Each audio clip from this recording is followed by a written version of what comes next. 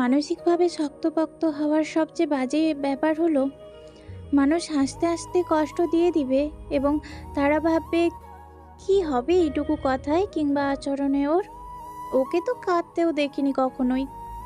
একবার কেউ চিন্তাও করবে না যে মানুষগুলো বাইরে থেকে যত স্ট্রং, ওরা ভিতর থেকে ততটাই নরম হয়।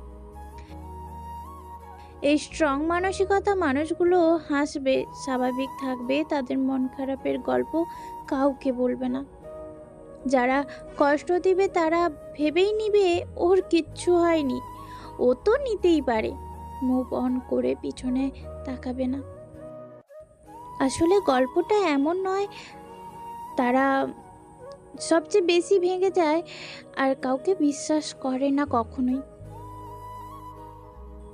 একটা শক্ত সিরামিকের চকচকে থালা যেমন আছড়ে পড়লে টুকরো টুকরো হয়ে যায়, ঠিক তেমনি শক্তপোক্ত মানুষগুলো ভিতরে ভিতরে ভেঙে যায়।